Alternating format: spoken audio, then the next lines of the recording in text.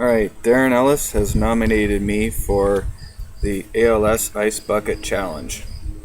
I'm going to use this opportunity to make this a big information blitz so that people understand not only what ALS is, what it stands for, the alternative therapies that can be used in conjunction with the therapies that the doctor is already prescribing for you. Since I am not a doctor and I can't tell you what to do, but I'm giving some suggestions for you as some other therapies that those with ALS can actually use. What is ALS? Amyotrophic lateral sclerosis, also called Lou Gehrig's disease, is a disease that targets the central nerve cells in the brain and spinal cord. The condition causes a slow demise of these cells, which typically leads to diminished physical and mental functioning, as the specific cells involved in condition are motor neurons. While the progression of the condition varies slightly from different individuals, ALS causes a gradual disabling of anyone affected over time.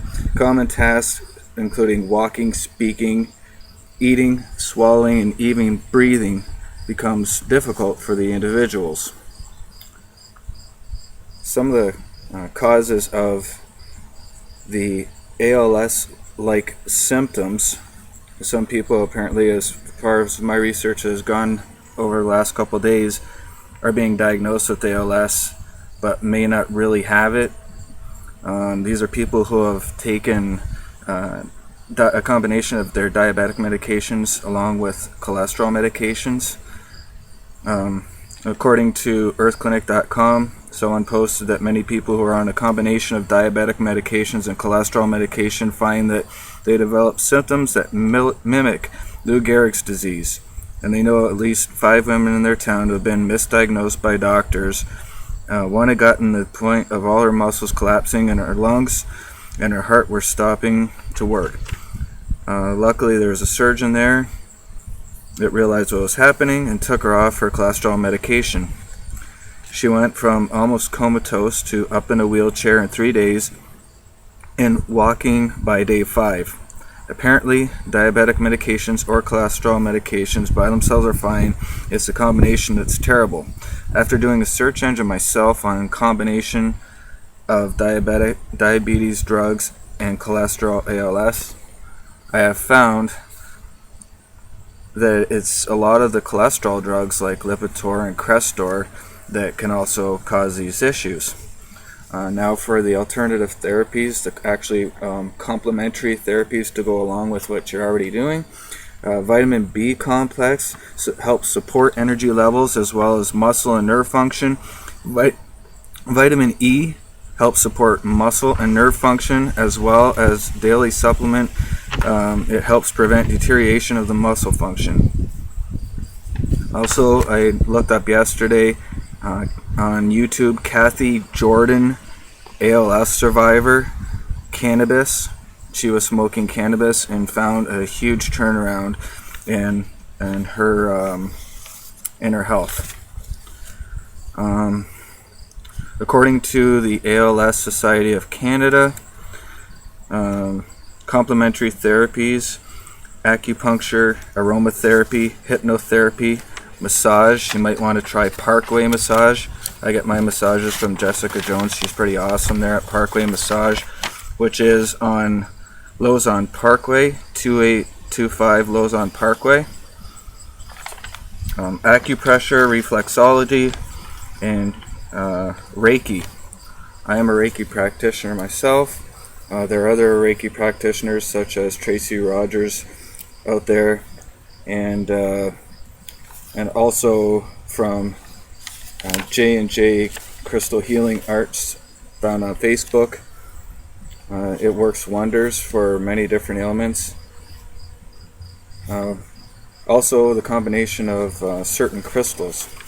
I use crystals along with my healings, and according to Mary Beth McKinnon Lang, RN, she did an article on using Reiki on ALS patients.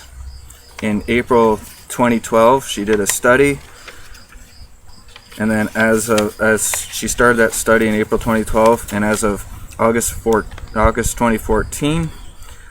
She found that residents surviving ALS and MS look forward to their weekly treatments. A peace and emotional resilience that was not prevalent prior to the start of Reiki sessions has moved into their lives. It appears that Reiki has helped with the depression and sadness of living with chronic illness. It has also been observed that those residents with ALS who are on respirators appear to have less coughing spasms, which most likely is a result of the calming effect that Reiki practice has on the autonomic nervous system. She also treated a man surviving ALS who has no movement of his muscles except for some facial and eye movement, has a tracheotomy, and is on a respirator. He welcomed the healing energy. It was reported to her that after a few Reiki sessions that he had begun sleeping better, according to the charge nurse on the unit. When they first arrived, it was difficult for this lady to communicate with him. He can now respond to yes and no by lifting his eyebrows, and also has an amazing device that helps him to type his responses using his eyes.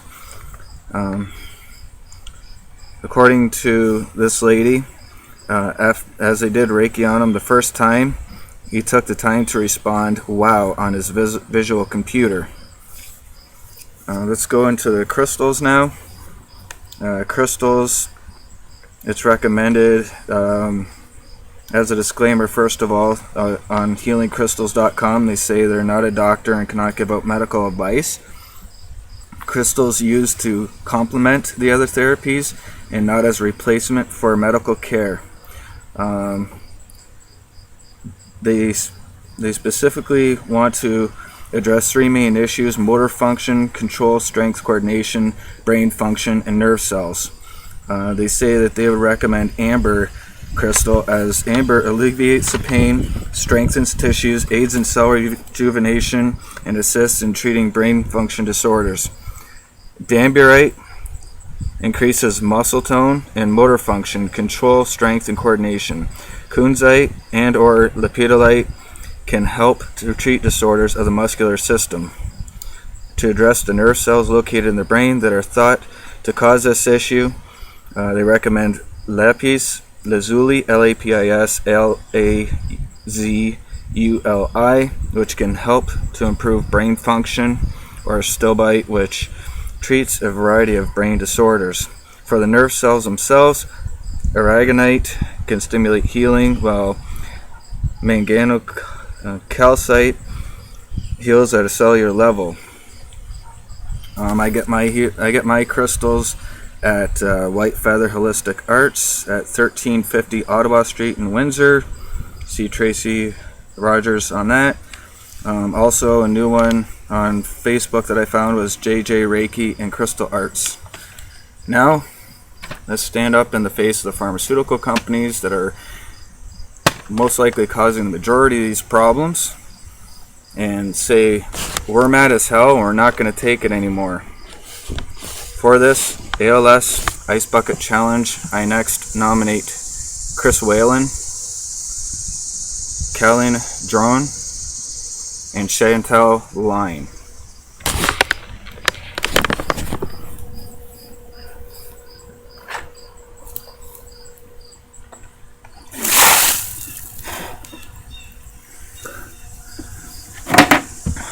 Thanks for watching.